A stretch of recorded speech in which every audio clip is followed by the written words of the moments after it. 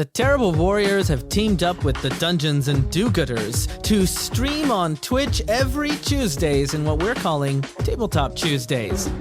Every week, a new one-shot RPG. Every week, a new special guest at our table.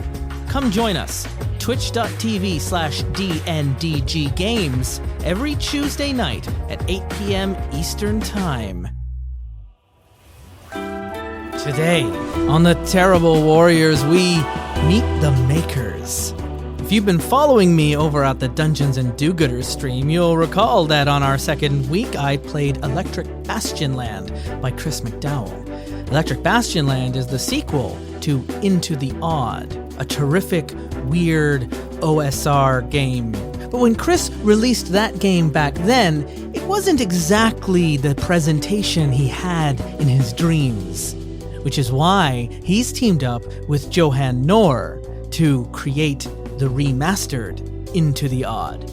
Johan Nohr, you might know his art from other games such as Mork, and they've teamed up with Free League to get the game published, and it's coming out in stores any day now. So before that physical release, the Into the Odd remastered edition, I sat down with Chris and Johan to find out about how this partnership came together, why this game is so intriguing to them that they would come back to it and give it this polish.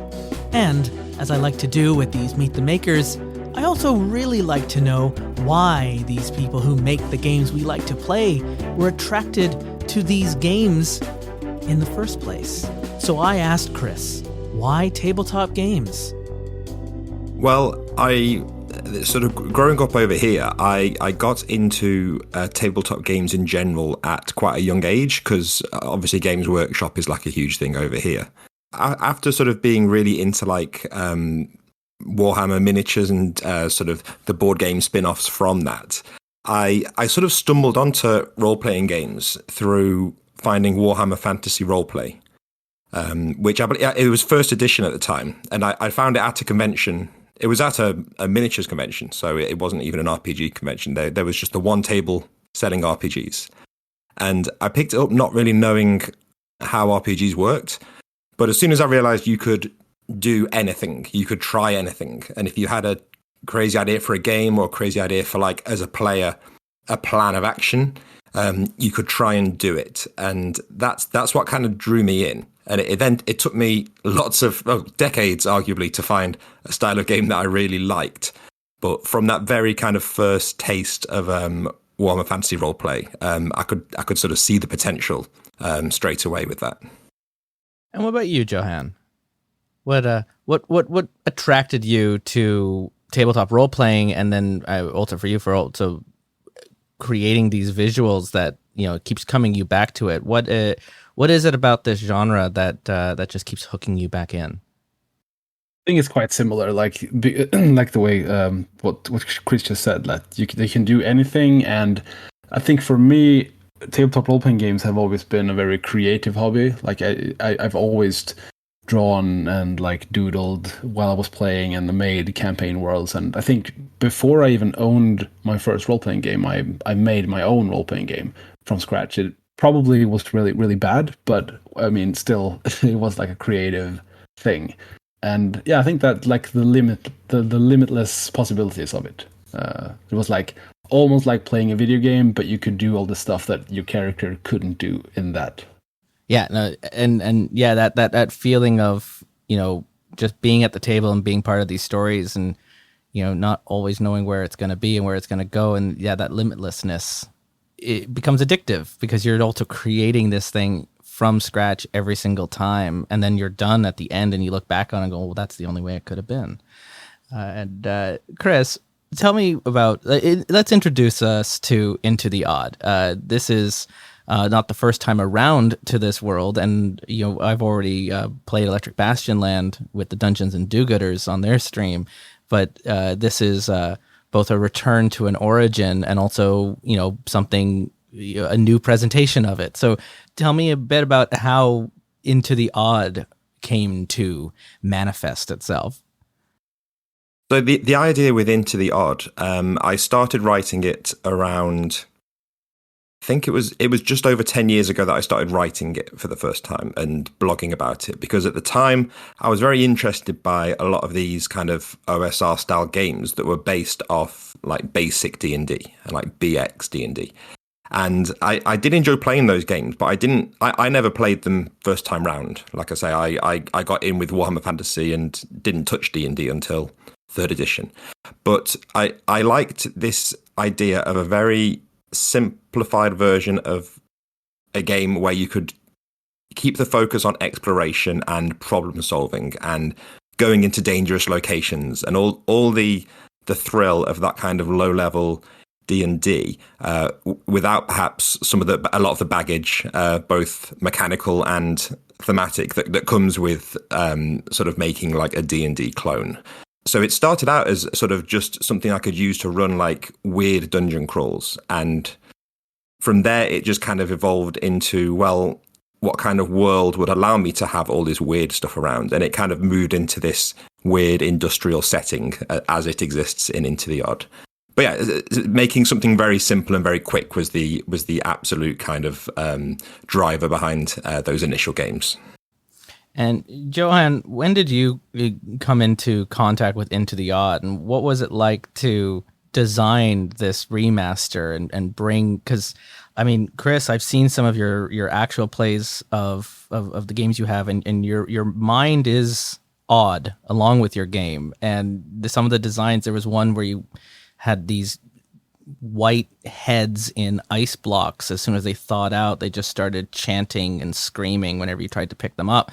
And it's just this weirdness that just seems to leak out of you. So what was that for Johan as the graphic designer? What was this like to take Chris's mind that has so often lived in that theater of the mind that can evoke these strange places to help design this remaster? I mean, I've always been a fan of Into the Odd and Chris's work since I first heard of it. And I think I first encountered it when I sort of got to know the other Stolkholm Kartel people, you know, the studio, if you want to call it, or the group of idiots and creators that I belong to. And they sort of introduced me to a lot of OSR games, and Into the Odd was one of them. And I think like the extreme simplicity and the minimalism of the system was the thing that you know stood out to me most, and that inspired me most. And for the longest time, it was one of my like standard games when I would run at like conventions, and I didn't know what to play. I was just like, I'll just run, you know, the Iron Corral or something from Into the Odd. So it's always been there as like a reference point and a game to which I come back to a lot. So when I can't remember if it was you, Chris, or if it was Free League who reached out to me. But when I was asked to do this, I immediately said yes, and I felt it was like a big honor almost to do it. I think it was definitely me that reached out to you, because I remember thinking that there was like a 1% chance you would say yes, because this was just after Morkborg had sort of exploded. And, yeah, it was. And like we had spoken before, because we'd done like a podcast together for my podcast. But yeah, I remember thinking this is a long shot, and I was extremely pleasantly surprised when you said that you could find a way to make it work. Yeah, exactly. Because I was very busy, I think, and I just said, no, I'll make it work. I'll just make a room for it because I don't want to miss this. And I'm very happy to have done that, because it was a very different book to make from, you know, Morkborg that I was doing at the time, and that I was maybe known for that kind of style. So it was fun to sort of try something else and show people that I can do other stuff too, like not just these blood splattered punk things. Yeah, because like I've got the visual in front of me, but of course this is unfortunately an audio medium that we're participating in today. So for anyone who's seen Morkborg and has seen it's this like death metal, screaming, loud, lots of contrast, lots of really in your face design, and Into the Odd is much more. I mean, I don't want to say neutral, because it's not any of that, but it is more subtle in more saturated and is playing with a lot more blending of themes that are layering, and it's still quite evocative, but it's not the sensory overload that Morkborg was, but also in an interesting way, I can see that it's the same. It's still you. I can still see that it's Johan's work. Yeah. Was So that it's was that the more- intention with Into the Odd, was to play more in that subtle side that Morkborg is just not known for? I think it was one of the first things that we agreed on. Like this cannot look like Morkborg. Yeah. Like it's quite important. No, it has more of oh. the Vonich manuscripts and more of that Da Vinci. Right. There's a lot more of this sketching and design work. Yes. And it does look like you're going through some mad inventor's journal as you're flipping through.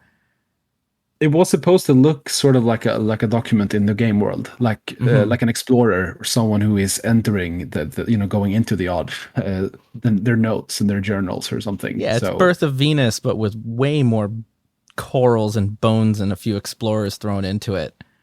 Yeah. So it was important also to make a book that was very readable and easy to reference and easy to use, because I think that's one of the hallmarks as well of the original Into the Odd, that especially like the dungeon was very easy to run because of how it was formatted. So, yeah, and we're saying it's an OSR game, and most OSR games are known for their tables and their random generation, and Into the Odd is no exception to that. There are some wonderful tables and pages that you go through. Chris, we were just mentioning about how this has become, and OSR games as a whole have become this sort of staple, especially in convention settings and one-shot settings where if preparation is limited, and if you might not even know who you're playing with ahead of time, you just need to throw something together real quickly. OSR games are a really good one to tap into. What is it? I mean, OSR, for our dear listeners, old school Renaissance, correct? And it does have that revival feel with a lot of these games, especially I feel like in like the last 5-10 years now.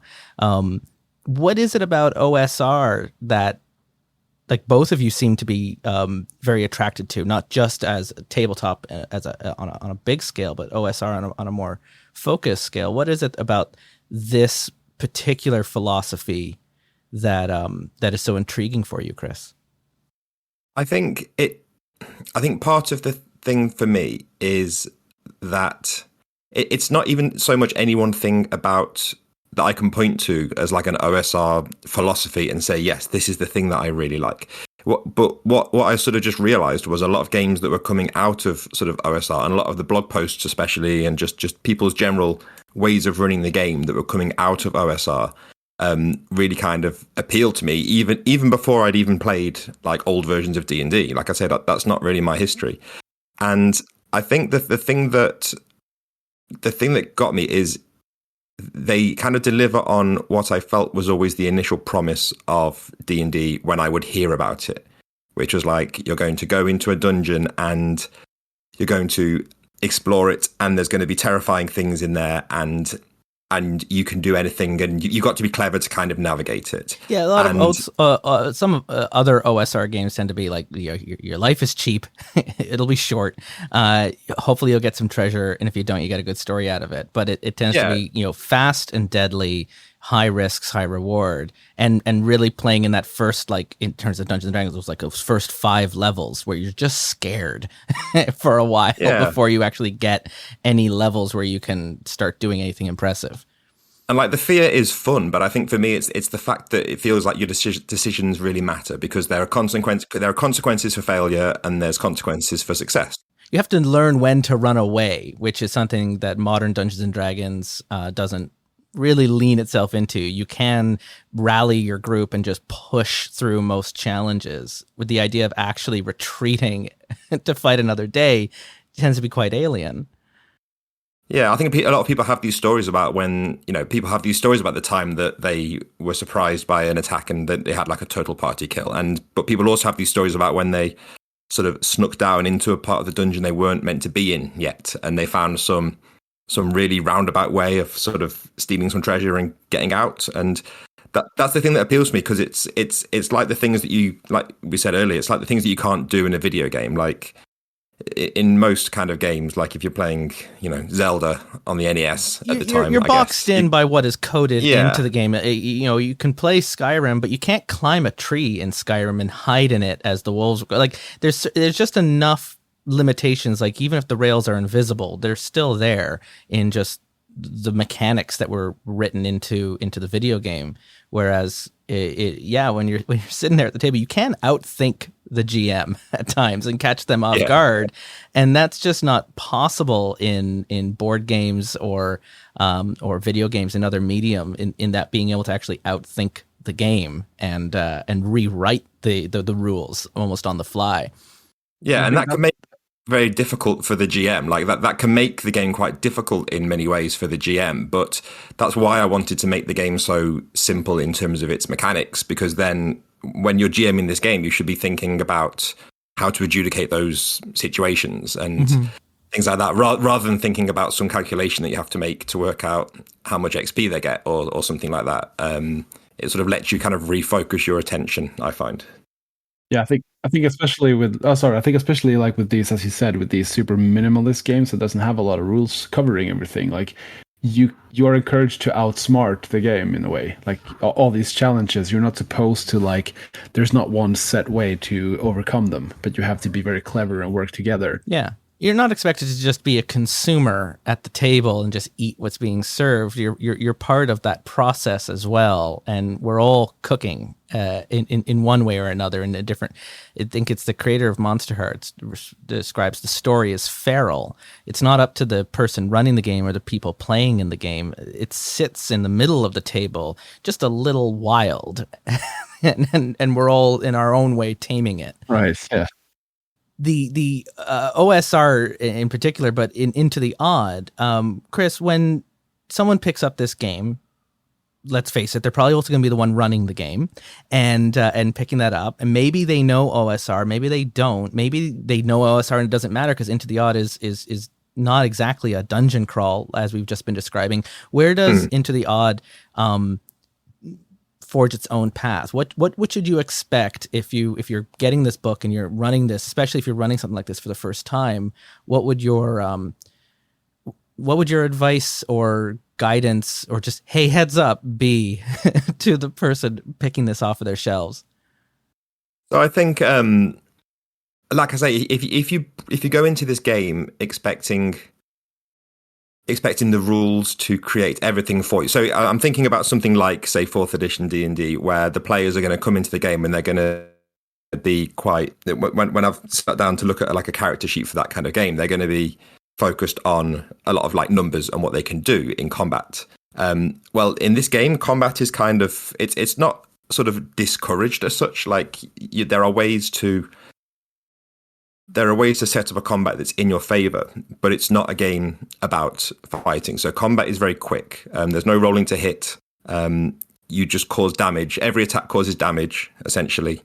And it's whether or not that damage actually is damage that you can quickly recover, which is your HP, or whether it's going to be lasting damage, which is threatening your life, which is what happens when you run out of HP and you start losing strength instead. So that's the one thing that always surprises people in terms of the mechanics, is how sort of fast the combat is. And they think that means that it's going to be like super deadly and super random. But once you sort of accept that, it actually means the players are a bit more informed, because combat is a little bit more predictable in many ways, because you know that every attack is going to cause damage. You can make a little bit more of an informed choice. It's not quite like you're just hoping that the monster isn't going to hit you. Yeah, you know how brutal it's going to be before, because it's not really like, because you're not rolling to see if you succeed at the combat. You're just directly going to the damage part.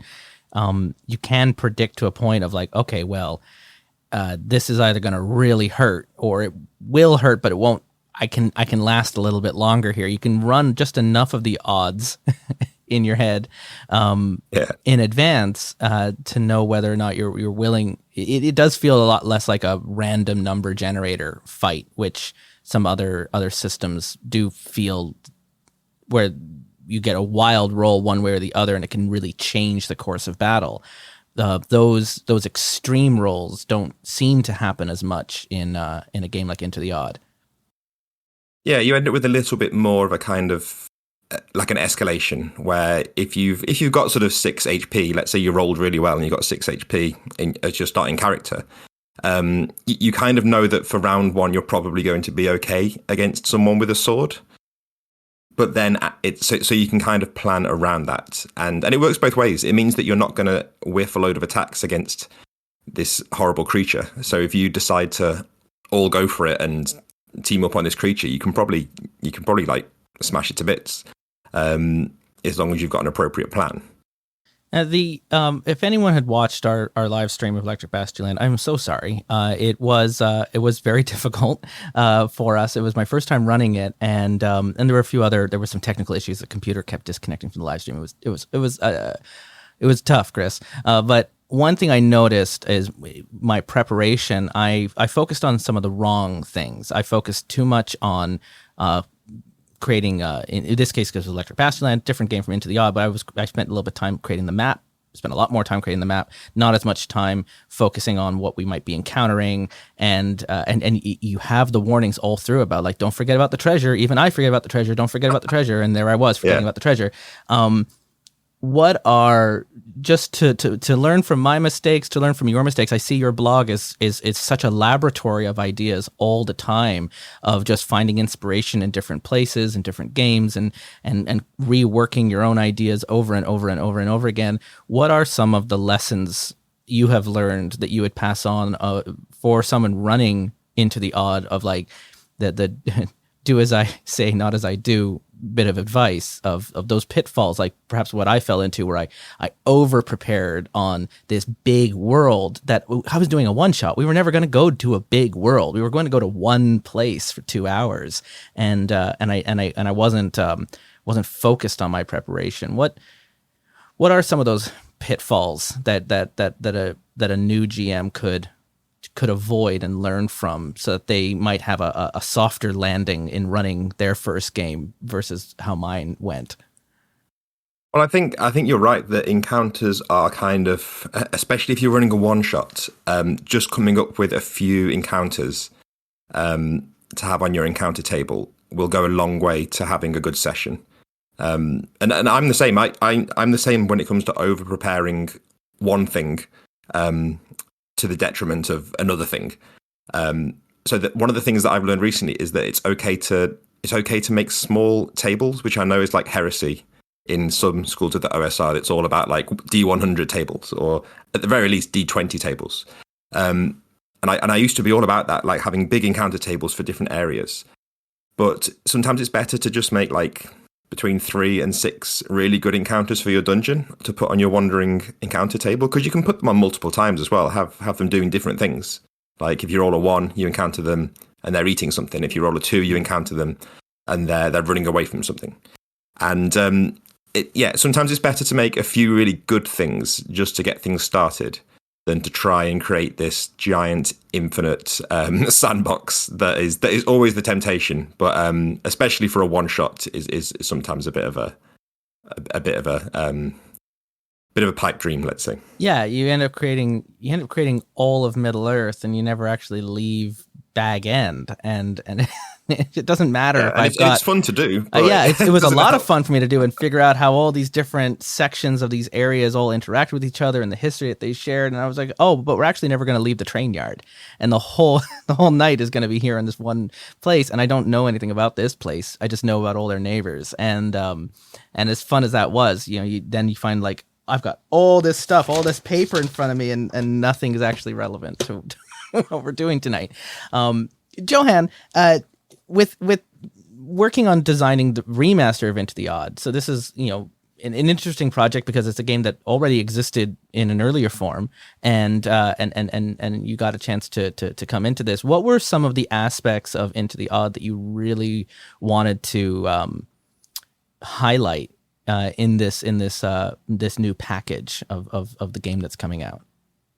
I think the whole aspect of like, you are from the city of Bastion, and you are like, you maybe you consider yourself to be civilized or like maybe even academic people, and you venture into this strange land and into these strange dungeons and worlds. And I think that sort of contrast was something that I try to capture in like typography and art, where like the typefaces and the grid of the layout was that was like Bastion in a way, the way that looked and the vibe that was. But then the art would represent the odd and the strange.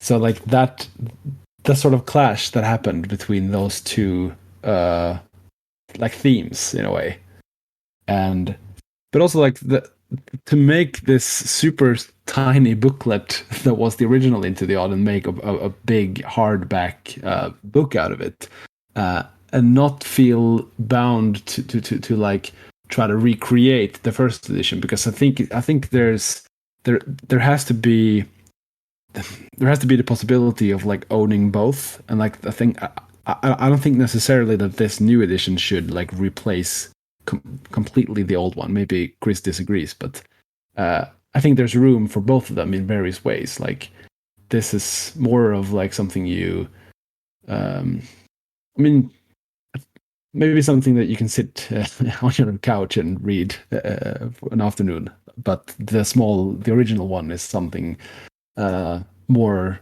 it's like something you put in your back pocket to go to con and play, even though you can probably do that with this as well. But it's like I don't know, it's a different kind of product in a way. We did want to try and capture the sort of that feel of the original, being because when I did Electric Bastion, that was my big, not quite vanity project, but it's not far off. My big kind of making a giant coffee table, 300-page hardback, large format book with full of brand new art for the world to just explode. And that I knew that I wanted that to be a big book, but with this one, I did still want this to feel like something you could like throw in the bag, like Johan said, and. Because for those who aren't familiar with the sort of the history of this one, this is a remaster rather than a new edition. So it is a new edition, but it's I wanted to keep as much of the core of the original and sort of what people liked about the original as possible. Expanded. I'm just able to accomplish something with this remaster that wasn't really feasible your first time around the block. Yeah, exactly. It is sort of wanting to make the one that would have been impossible to make at the time when we made Into the Odd with Lost Pages, who published the original. Sort of like the way that I would have dreamt for it to be if I could have sort of made it any way that I wanted. That was kind of the idea. And yeah, like Johan said, it's for the extra stuff I decided to sort of expand bits of it, like the sample adventure. And just some extra additional materials rather than try and change anything at its core. Yeah, and also like visually, I didn't want it to be just another version of the original one. I wanted it to have its own identity and its own, aesthetic. But there are some like references and some callbacks in it to the first one in some of the art. But that was important. Like this is its own thing in a way.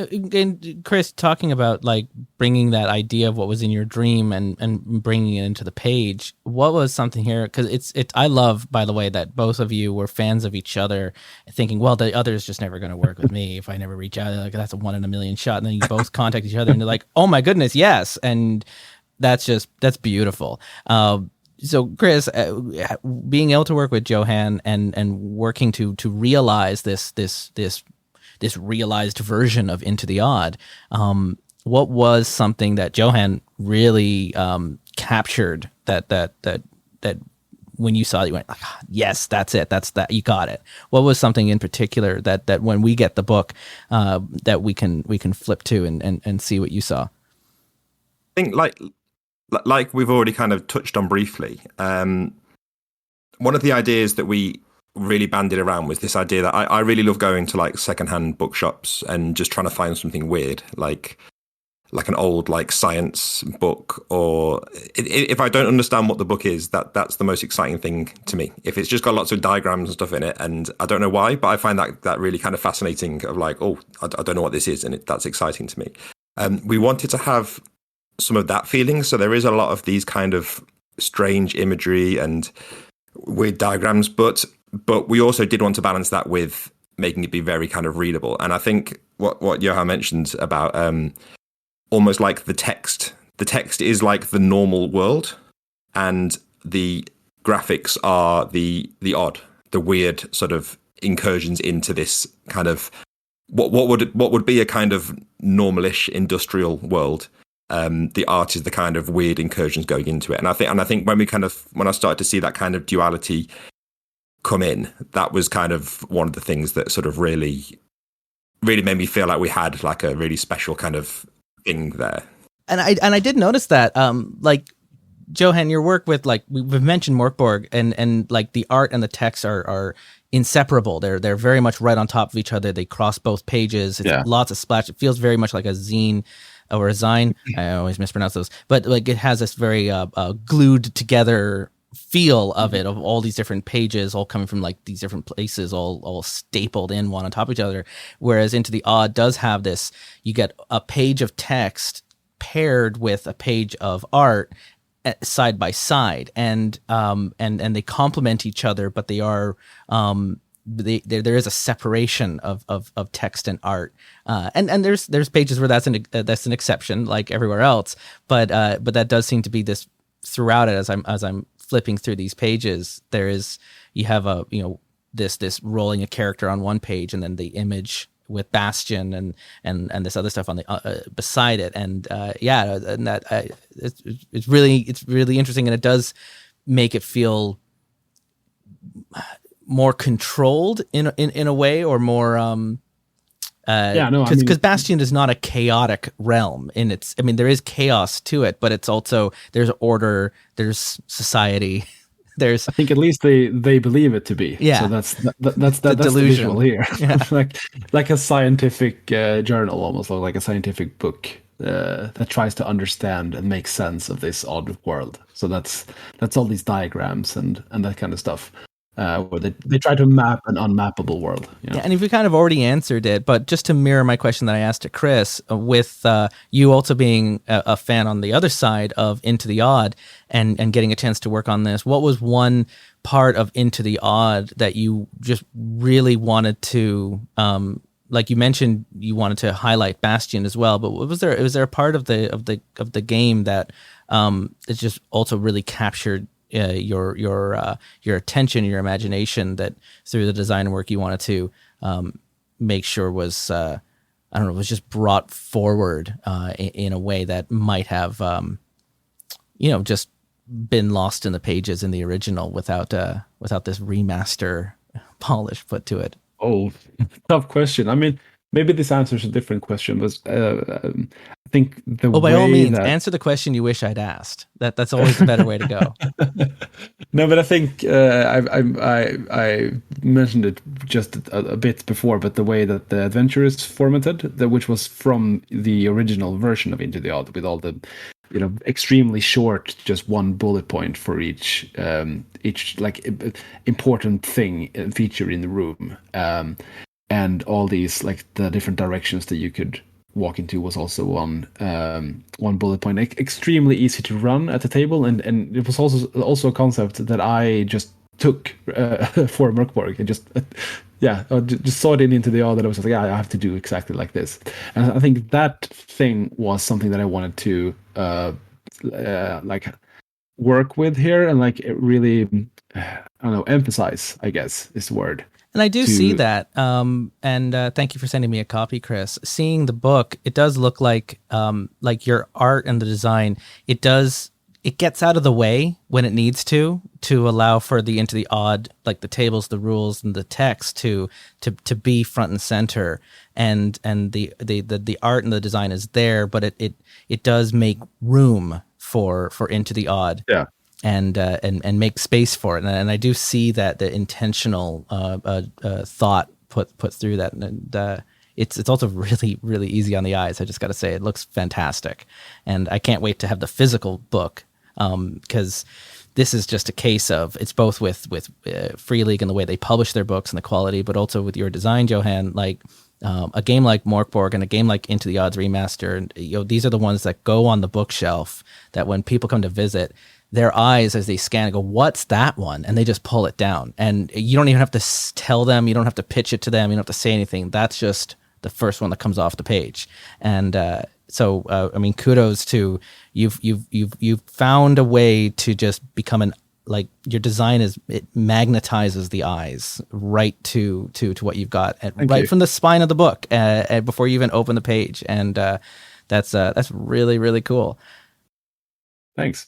That's the idea, to lure people in to actually to read a book and then go, oh, hang on, this is also good. Yeah, no, Chris, you found the perfect anglerfish. I gotta say, you've lured us into the deep with the glowing lights, and then you just swallow us with the story. Well, that's the I kind of joke saying that we didn't want it to look like an RPG, and I think that there is some truth to that. Like even I remember with the first cover for the original Into the Odd, I thought, I don't want this to look like an RPG that someone's made in their spare room, which is what I had done. I should say I didn't do the graphics. Sorry, as I got someone to do the cover for that. But in those discussions, it was I've always liked covers that look that you could almost trick someone who doesn't know what RPGs are into picking them up. And I don't know how likely that ever is. I don't think it's going to be appearing on any supermarket shelves just yet. But yeah, I do like the idea that someone could maybe someone will buy this and not enjoy it and give it to a secondhand shop, and then someone will pick it up and be very confused. And that's like the end goal for me. That's the dream. Pick it up, feel confused. Just yeah. That's what you put. That's the slug line you put at the back of the book. Yeah, exactly. Chris, let me know about any of the dates we need to be aware of. The Kickstarter's already done and out. I assume it's now being sent out to the backers. They're going to be getting their copies soon. But what should we be aware of now as this starts to make its way out into the world at large? What should when can we have our versions of the remastered Into the Odd? Yes, so we did a Kickstarter at the end of last year, and distribution is happening now. I've seen copies have started to land with backers sort of in the last week, really. And when that is all finished up, it will be going up for general sale through Free League, and then it will sort of start to appear in other places. But yeah, watching Free League over the next sort of month or so is probably the best place to keep an eye on that. I guess final thoughts as we part our ways into our own. Chris, when someone is heading into the odd, what would you say for them, both players and GM alike, to prepare themselves for? What should they expect in their first expedition for strange curiosities? What is that pitch that you say to the table just as they're getting ready? So for the players, this advice kind of goes both ways. So I'm going to lump this as advice for both players and GM. So everybody needs to know that the players' decisions are going to matter. So the GM has a responsibility to be honest and tell the players honestly what their characters can see, and perhaps give them more information than they might think. And then the players' choices are going to be the things that they live or die by. And it feels much better to die by your own stupid decision than the result of a die roll. For sure. Yeah, something goes wrong and you go, yeah, no, I deserve that. And you just nod. I shouldn't have eaten that weird thing I found. You just nod, write up a new character, get back into it. And Johan, Chris, beyond Into the Odd, is there any other plugs or places that you would like us to follow if we want to stay up to date on your work, on your comings and goings? Any particular places you'd like us to keep our eye on into the future, so that we can see what other projects you're going to be involved in? Yeah, so everything I do is in some shape or form at bastionland.com. There's links to the streams that I do, podcasts and various things. And of course, you can buy Electric Bastionland. If you do like Into the Odd, that's the natural sort of next step. But you can find me on Twitter at Johan Nohr. And I mean, you should keep an eye on what Stolkholm Kartel is up to. We have more stuff coming. And if you want to see something else that I've done, then you should check out Mörkborg. It's a different but also fun. It's different. It's fun. You want to put Johan's books on your bookshelf. Just cover them. You'll look better. You'll look more professional. You'll look more interesting.